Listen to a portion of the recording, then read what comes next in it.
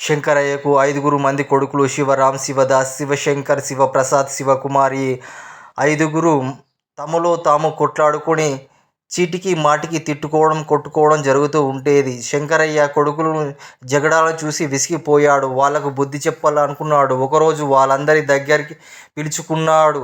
సన్నగా చీలిన కట్టెలను ఒక మోపుగా కట్టాడు. దాన్ని వాళ్లకు చూపించి, మీలో ఎవరైనా సరే ఈ మోపును విరగ్గొట్టగలిగినట్లయితే వారికి ₹1 బహుమతి ఇస్తా అని చెప్పాడు. నేనంటే నేను అని 5 కొడుకులు కట్టెల మోపును విరగ్గొట్టడానికి పోటీ పడుతూ ఉన్నారు.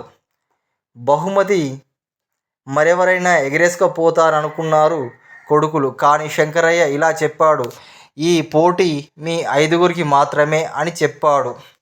శంకరయ్య మొదటగా ఈ శివకుమారును అవకాశమిద్దామన్నాడు మిగతా వారితో.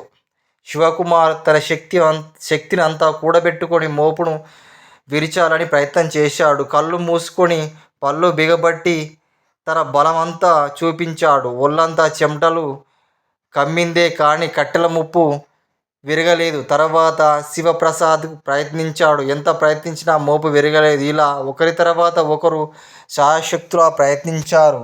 కానీ ఎవరూ కట్టెల మోపును విరగ్గొట్టలేకపోయారు. శంకరయ్య మోపు విప్పి ఒక్కొక్క కుమారుడికి ఒక్కొక్క కట్టెను ఇచ్చాడు.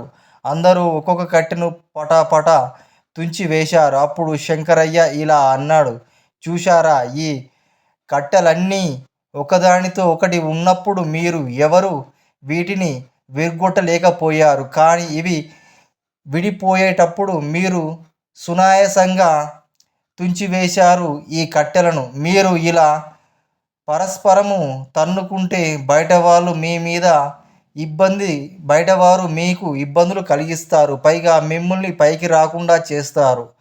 అలా కాకుండా మీరంతా కలిసికట్టుగా ఉన్నారంటే ఎవరు మీ జోలికి రారు. మీరంటే భయపడి దూరంగా ఉంటారు. ఆ రోజు నుంచి శంకరయ్య కొడుకులు 5 ఎలాంటి కొట్లాట లేకుండా కలిసికట్టుగా హాయిగా జీవిస్తూ ఉన్నారు. నీతి: ఐకమత్యమే మహాబలం.